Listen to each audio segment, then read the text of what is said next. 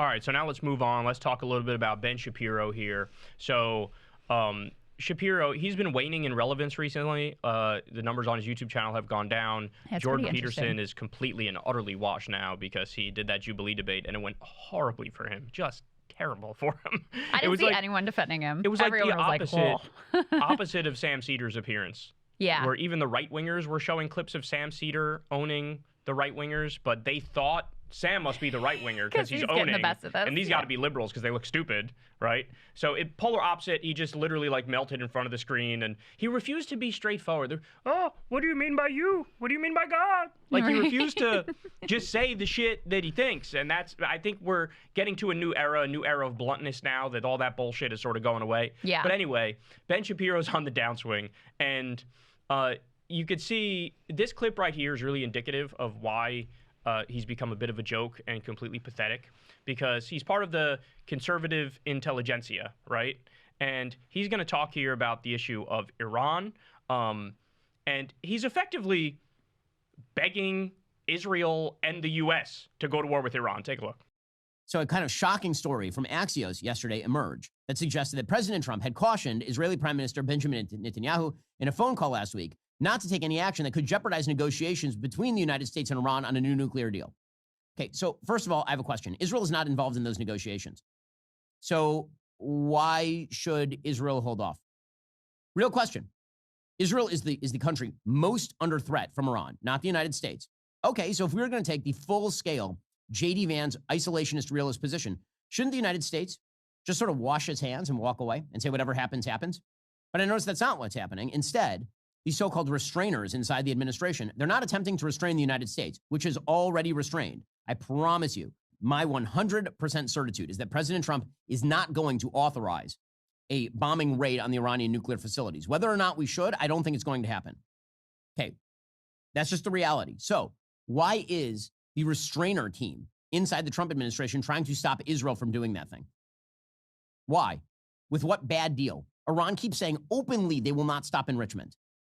And yet, the United States is so desperate for a deal, what, for the sake of a deal? The Iranians know this, which is why they're pushing. And so when Trump warns Netanyahu not to go and do anything about Iran, just trust us.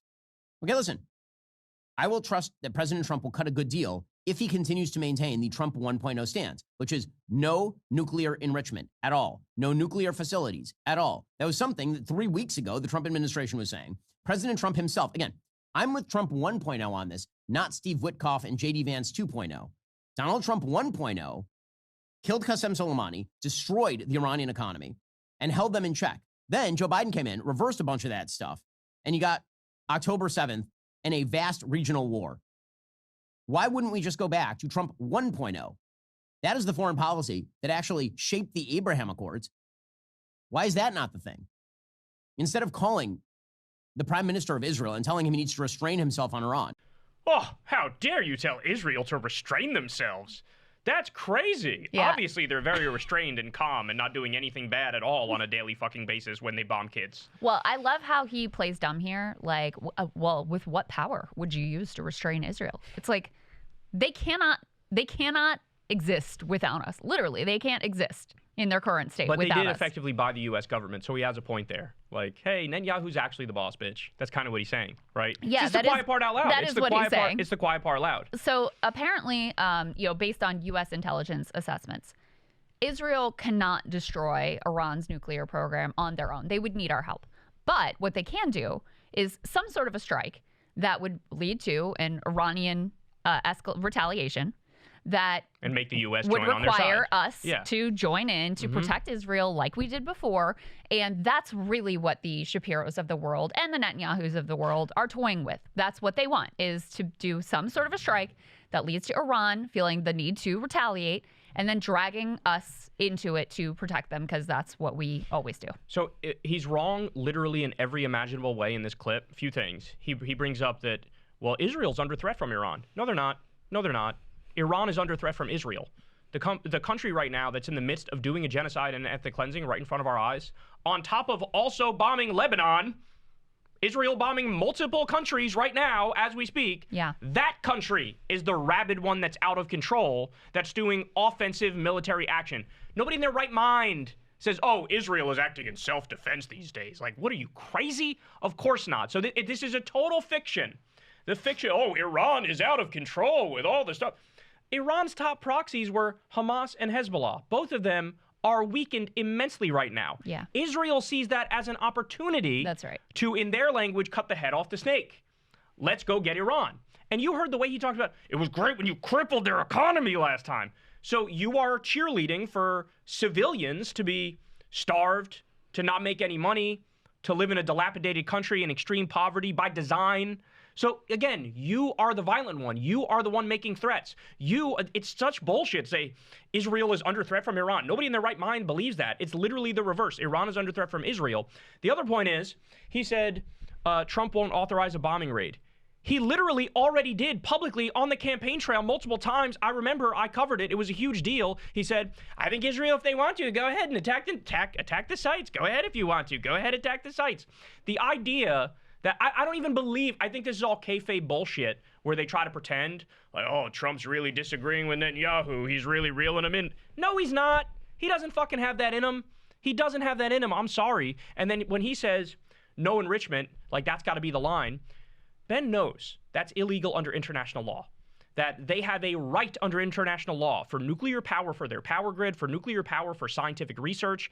It is not on the menu. It is not on the table to say no enrichment at all, full stop, period. That's not a thing. It's a poison pill. It's a poison pill. Everybody knows it is. So, I mean, Bibi's out there calling for the Libya model vis-a-vis Iran. Which says it all. That means let's go kill the motherfucker like we killed Gaddafi. That's what that means. Let's sodomize him to death is actually what happened to Gaddafi. So, no, I mean, it's very clear what the game that they are trying to play. Now, I am more hopeful than you are that there is some possibility that there is actually a deal that was struck here. So the latest in terms of the enrichment position is you had Witkoff come out, and this was very disheartening, say, like, no enrichment, that's our line. Some of the reporting recently has been that they think there may be a compromise position where there's a consortium of regional states that do civilian nuclear enrichment and that U.S. companies are brought in on the deal. So you have U.S. capitalists who could profit off of it, and that might be a solution that Iran could be open to, that the U.S. would be open to, so that, you know, in the context of Trump, like wanting to make money off of everything and do these deals, that might be a potential compromise. But in terms of where Shapiro and where Netanyahu, like where their interests are, I don't think it's any mystery to anyone what the game is that they're trying to play here. And the other thing that they've done to try to, like, sort of like how Trump, they were calling Trump a chicken for backing off the tariffs or whatever. And when he got called on that to his face, everyone sort of freaked out, like, oh, this is going to like goad him into like levying a bunch of tariffs. They've been also trying to use that kind of psychology with him where they'll say, oh, well, this is just like Obama's deal. You know, you're just getting back into Obama's deal. You know, why are you just redoing Obama's deal? And so that's the other tactic that they're using to try to keep him from actually closing a new Iranian nuclear deal. But that's actually a correct point. The only deal you can make that's a real serious deal is the accurate. Obama deal. It is accurate. But he pulled out of that deal. Yeah, no, whatever the end state of the deal is, if there is one, will almost definitely be very similar to what Obama negotiated. Right, and Trump was the one who pulled out of that. He'll have some face-saving piece, like I saw they're open to allowing in American inspectors, which was not allowed under the Obama deal. Yeah, so he'll have some face-saving inspectors. It's the same thing. I know. He'll have some face-saving sort of flourish that he can point to that makes this totally different than the one he got out of before. But yeah, it's going to have the similar contours. Just play this out, though. Even if there is a deal and, you know, he makes a big deal out of it or whatever, Israel is eventually going to plant some fake shit about how they're not following the deal and they just disrespected you, Mr. President. And can you believe that they did this and they betrayed you and they backstab you? And that mixed with the fact that Donald Trump has taken hundreds of millions of dollars from the Israel lobby, he's going to do it. He's going to do it.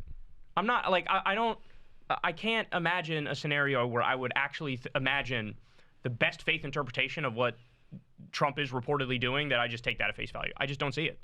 I mean, it's not like Miriam Adelson gave him that $100 million for shits and giggles. Like, there are terms attached to that. One of them is like, let him finish the genocide in Gaza, let him annex the West Bank. Another one is going to be, at the very least, let Israel do their fucking war with Iran, right? And Trump also said in that interview with Newsweek or Time, like, oh, Netanyahu can't drag us into that war. But if he goes, we'll be happy to go as well.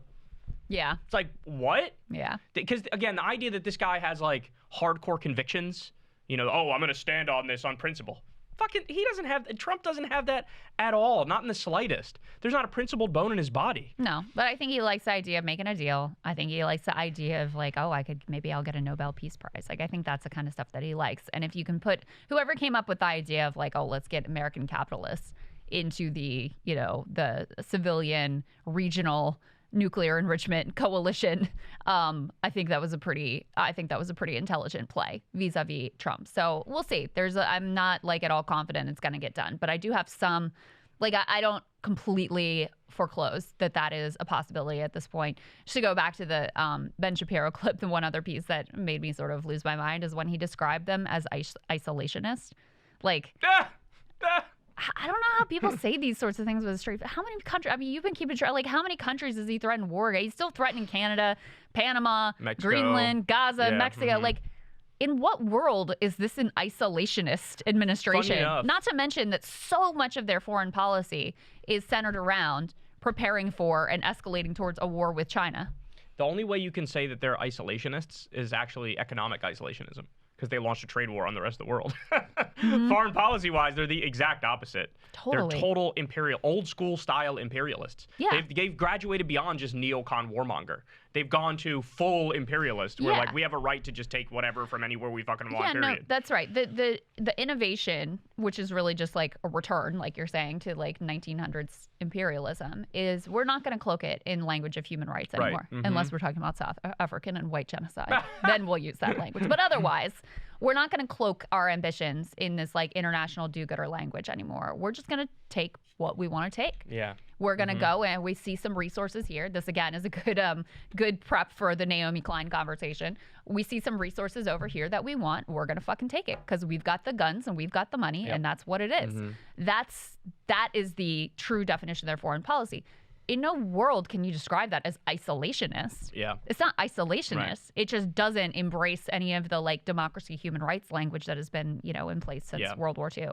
It's a final point. It's also just so crazy to me that to imagine a scenario where Trump pulled out of the Obama deal, which they were following it perfectly. We know that. It was he pulled working. out of it. He ripped it up. By the way, that makes our word shit on the world stage. Like, everybody knows we're full of shit.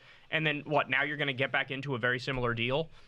And then, like, what? Expect everybody to fucking pat you on the back? Yes. Like, you could have just not gotten out of the deal to begin with. I know, but they will. They will, because he's a toddler, and they'll, good job. Yeah. You went pee-pee in the potty. Way to go. Netanyahu won't be saying that, though. He'll be secretly seething.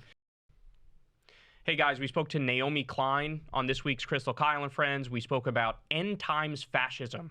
She gets into exactly what the ideology is of these tech billionaire overlords. And by the way, it's incredibly weird. It's incredibly scary and freaky, but we dive into all that. Sign up on Substack to watch the full thing as soon as it drops.